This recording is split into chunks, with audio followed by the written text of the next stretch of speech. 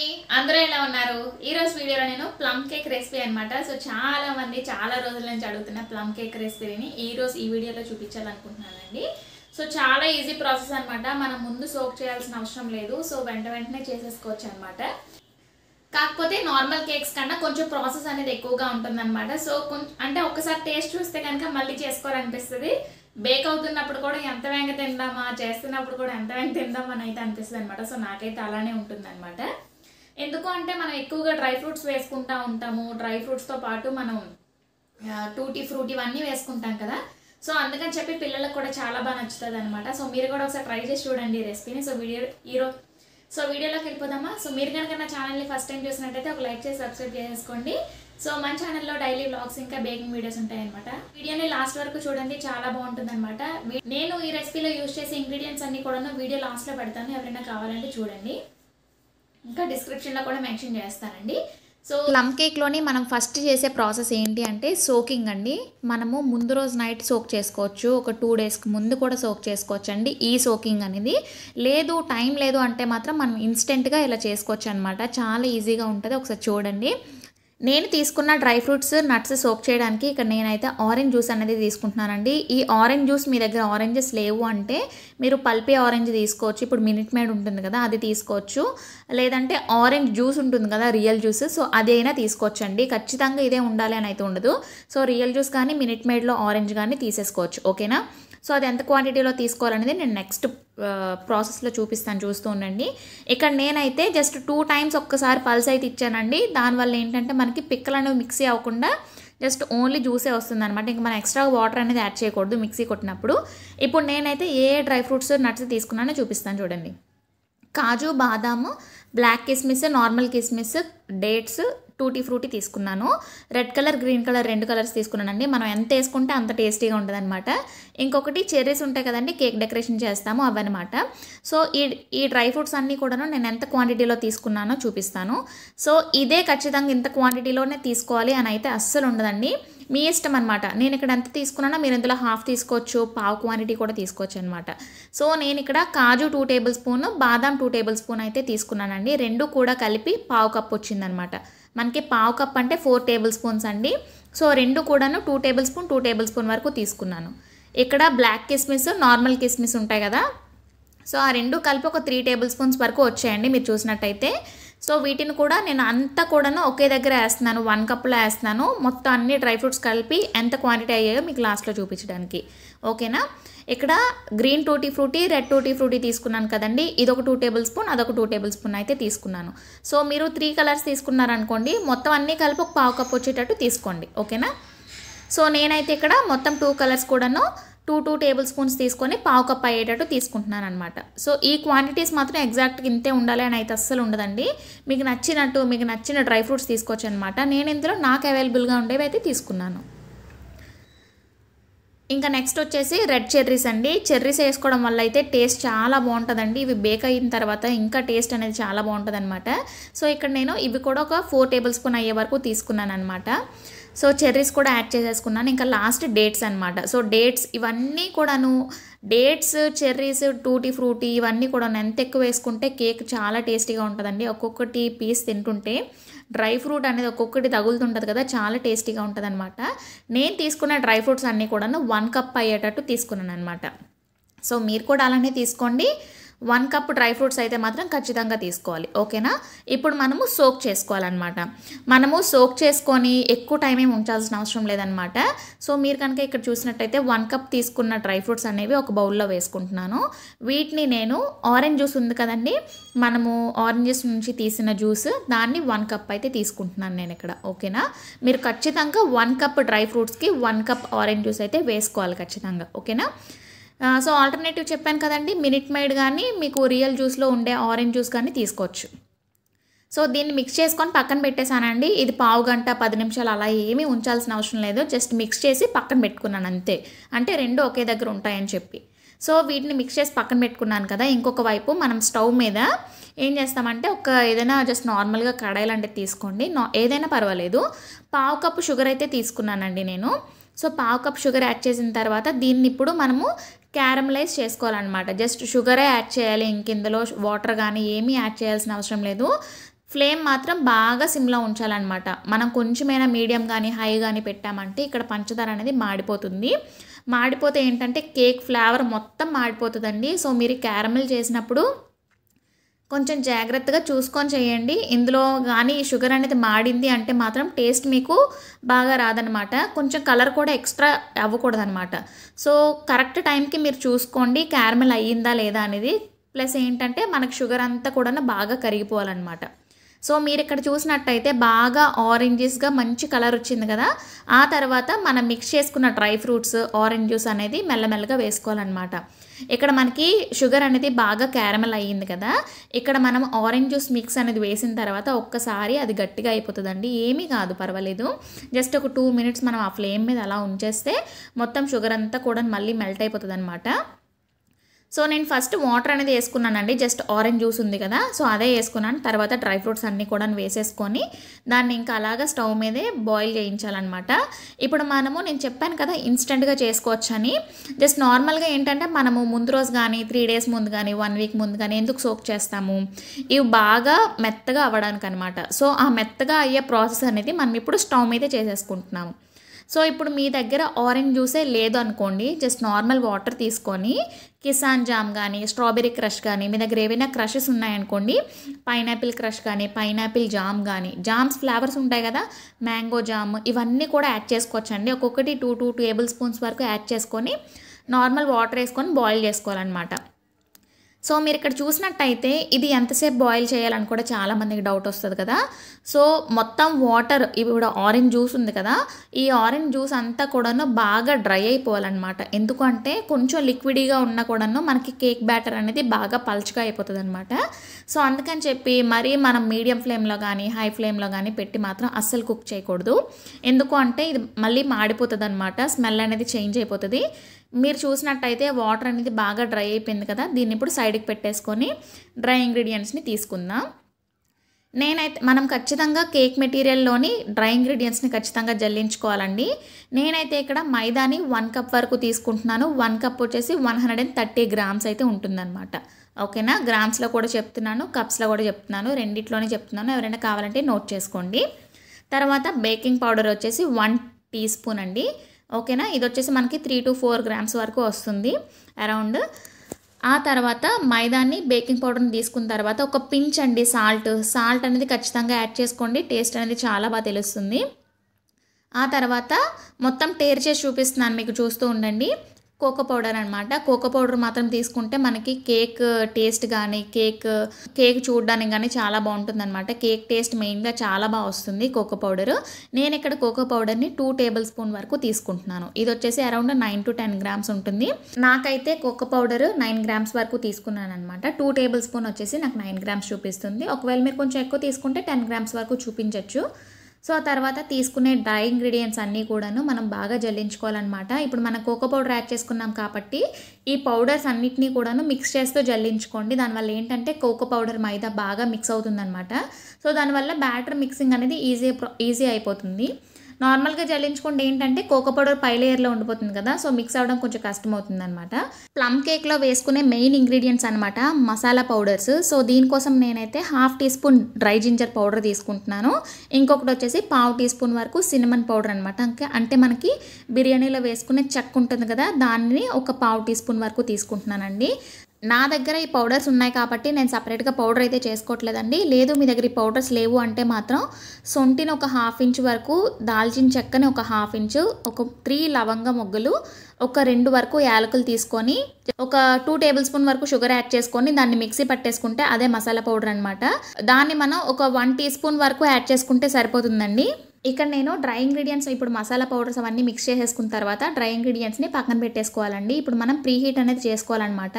మనము batter mix చేసుకోవడానికి ఇప్పుడు ఒక 10 to 15 minutes టైం అయితే పడుతుందండి. ఆ టైంలో మనం ప్రీ హీట్ చేసుకుంటే ఏంటంటే ఈలోపు మనకి పెనం అనేది వేడెక్కుతుంది కదా, సో అందుకోసం అని చెప్పి నేను సిమ్లో పెట్టుకొని ప్రీ హీట్ అనేది చేసుకుంటున్నాను. ఆ తర్వాత నేను ఇక్కడ ఇంకొక బౌల్ తీసుకొని 3 ఎగ్స్ అయితే తీసుకుంటున్నానండి.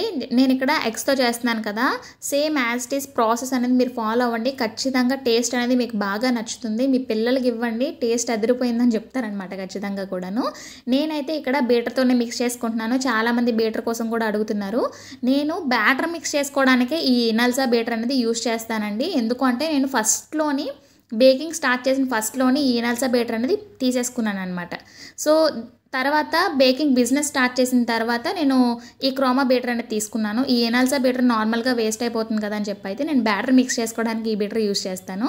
విప్పింగ్ క్రీమ్కి అయితే మాత్రం ఆ బీటర్ యూజ్ చేస్తానండి. ఇప్పుడు నేను ఎగ్ బీటింగ్ అనేది స్టార్ట్ చేశాను కదా, సో మనము ఒక 2 మినిట్స్ వరకు, ఒక 1.5 మినిట్ వరకు నార్మల్గా ఎగ్స్ బీట్ చేసుకున్న తర్వాత బాగా ఫోమీగా అయిన తర్వాత షుగర్ పౌడర్ని ఒక 1/2 కప్ తీసుకొని నేను పక్కన పెట్టుకున్నాను. ముందే చూస్తున్నారు కదా. సో పౌడర్ని కూడా ఒక 2 to 3 బ్యాచెస్లో నేనైతే ఎక్కువ బ్యాచెస్లోనే వేసుకుంటాను. కొంచెం కొంచెం వేసుకుంటే ఏంటంటే మనకి ఫోమ్ అనేది ఎక్కువగా వస్తుంది అనమాట. ఎంత నొరగగా వస్తే మనకి కేక్ అనేది అంత స్పాంజీగా వస్తుందండి. ప్లమ్ కేకే కాదండి, నార్మల్ స్పాంజ్ తినడానికైనా సరే మనం ఇక్కడ ఎంత బాగా బీట్ చేసుకుంటే మన కేక్ అనేది అంత ఫ్లఫీగా వస్తుంది అనమాట. మీరు ఇక్కడ చూసినట్టయితే లైట్ పేల్ ఎల్లో షేడ్లోకి వచ్చింది కదా, ఈ టైప్లో వచ్చిందంటే మాత్రం కేక్ బాగా వస్తుంది అనమాట ఫ్లఫీగా. ఇక్కడ నేనైతే 1/2 కప్ వరకు ఆయిల్ తీసుకుంటున్నాను. మీరు ఆయిల్ ప్లేస్లో బటర్ కూడా యాడ్ చేసుకోవచ్చండి. నేను ఇక్కడ బటర్ యాడ్ చేస్తే మళ్ళీ మీరు అడుగుతారు ఆయిల్ యాడ్ చేసుకోవచ్చా అని. సో మీరు ఇక్కడ ఈ ప్లేస్లోని అన్సాల్టెడ్ బటర్ అయితే యాడ్ చేసుకోవాలి. సాల్ట్ అయితే మాత్రం యాడ్ చేసుకోవద్దు. ఎందుకు అంటే సాల్టెడ్ యాడ్ చేసుకోవడం వల్ల కేక్ అనేది సాల్టీగా అనిపిస్తుంది అనమాట.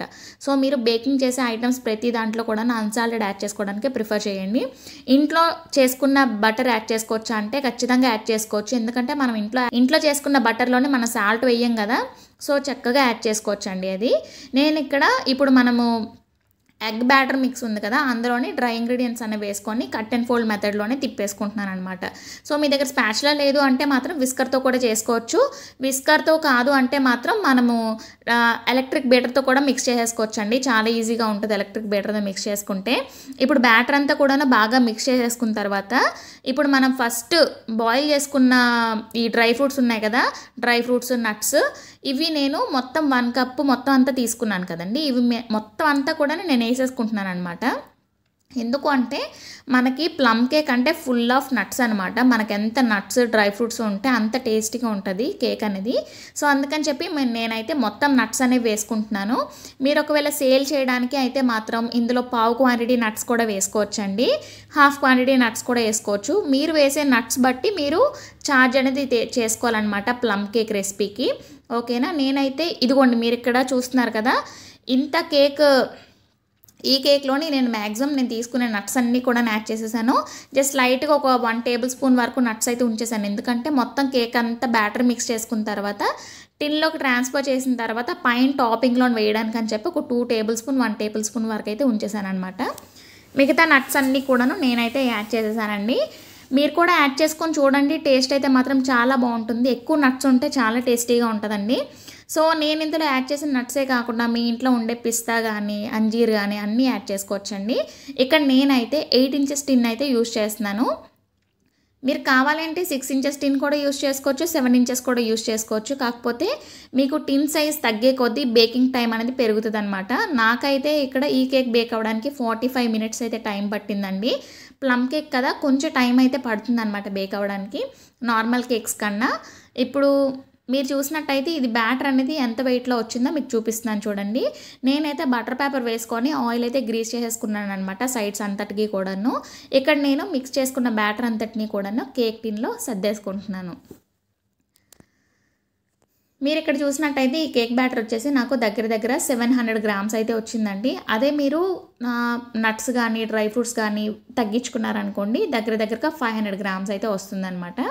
సో ఇది వచ్చేసి 1/2 kg రెసిపీ అండి. దగ్గర అంటే 700 గ్రామ్స్ వచ్చింది కదా. నేనైతే డ్రై ఫ్రూట్స్ ఎక్కువగా వేసుకున్నాను కాబట్టి వెయిట్ అనేది పెరిగింది. మీరు డ్రై ఫ్రూట్స్ తగ్గించుకుంటే వెయిట్ తగ్గుతుంది అనమాట. సో ఇక్కడ మొత్తం బ్యాటర్ అనేది వేసేసుకున్న తర్వాత నేను ఇక్కడ జస్ట్ పైన టాపింగ్ డెకరేషన్ కోసం కాజు ఇంకా జస్ట్ లైట్గా ఈ చెర్రీస్ ఉంటాయి కదా, రెడ్ కలర్ చెర్రీస్, ఆ చెర్రీస్తో అయితే ఇక్కడ నేను డెకరేట్ అయితే చేసేస్తున్నాను అనమాట. ఇందాకలా మనము బాయిల్ చేసిన మిక్చర్ ఉంది కదా, సో దాన్ని కూడా కొంచెం అనేది వేసుకుంటున్నాను. ఎందుకని అంటే కొంచెం టేస్ట్ అనేది బాగుంటుంది పైన ఉంటే బాగుంటుందని అయితే అనుకున్నాను. కాకపోతే అవి మళ్ళీ కిందకి వెళ్ళిపోయాయి. మొత్తం కేక్ బ్యాటర్ అంతా రెడీ చేసేసిన తర్వాత టిన్ని 2 టైమ్స్ ట్యాప్ చేసి మనం ప్రీహీట్ చేసుకున్న గిన్నెలో పెట్టేసుకోవాలన్నమాట. మనము ఈ ప్రీహీట్ మన స్టవ్ మీద చేస్తున్నప్పుడు ఏంటంటే మన ఈ మూత అనేది ఎక్కువసేపు ఓపెన్ చేసి ఉంచకూడదండి. లోపల వేడి అనేది బయటకు వచ్చేస్తుంది అనమాట త్వరగా. సో అందుకని చెప్పి త్వరగా మూత పెట్టేసుకొని పైన ఏదైనా కొంచెం బరువైనది పెట్టుకుంటే హీట్ అనేది అలానే ఉంటుందన్నమాట. సో ఇప్పుడు నాకు ఈ కేక్ బేక్ అవ్వడానికి 45 మినిట్స్ టైం అయితే పట్టిందండి. మీరు పెట్టుకునే ఫ్లేమ్ బట్టి, మీరు తీసుకునే గిన్నె బట్టి కూడా అంటే మీకు టైం అనేది చేంజ్ అవుతూ ఉంటుందండి. నాకైతే 45 మినిట్స్ పట్టిందనమాట. కేక్ అయితే బాగా బేక్ అయింది. మీకు ఇప్పుడు టూత్పిక్ కూడా పెట్టి చూపిస్తాను చూడండి. మనం ఇలా టూత్పిక్ పెట్టిన తర్వాత టూత్పిక్ క్లీన్గా వస్తే మాత్రం కేక్ అనేది పర్ఫెక్ట్గా బేక్ అయిపోయినట్టు అనమాట. ఒక 2 to 3 అంటే 2 నుంచి 3 దగ్గరలు చూడండి, టూత్పిక్ పెట్టి క్లీన్గా వస్తే మాత్రం కేక్ బేక్ అయిపోయినట్టే. ఈ కేక్ని మనం ఏ కేక్ అయినా సరే వేడిగా ఉన్నప్పుడు మాత్రం అస్సలు డీమౌల్ చేయకూడదండి. బాగా కూల్ అయిన తర్వాత డీమౌల్ చేయాలి.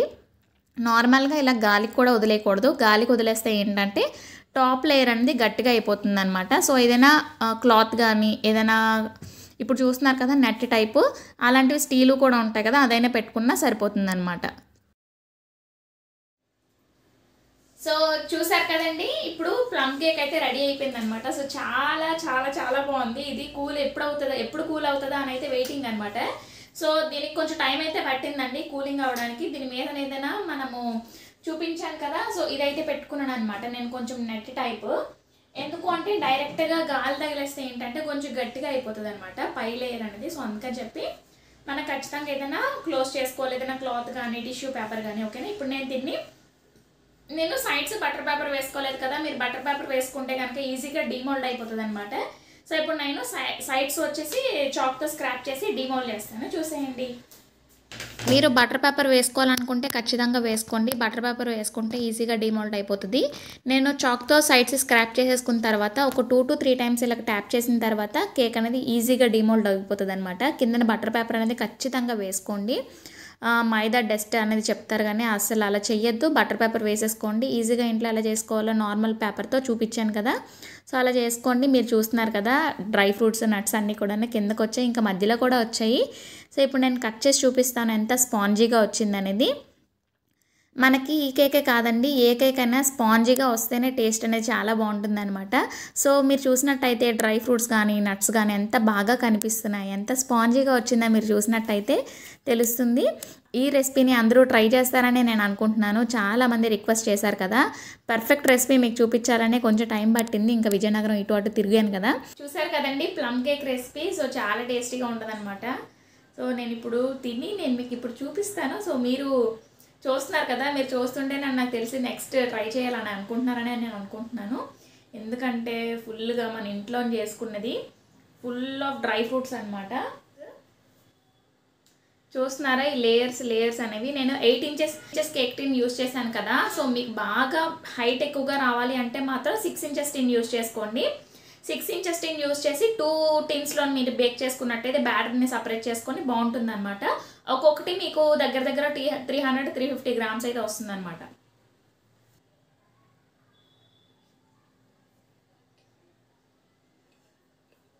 టేస్ట్ అయితే మాత్రం చాలా బాగుంటుందండి. మీరు ఒకసారి ట్రై చేయండి. మీలో చాలా మంది నాకైతే అడుగుతున్నారు కదా ప్లమ్ కేక్ రెసిపీ.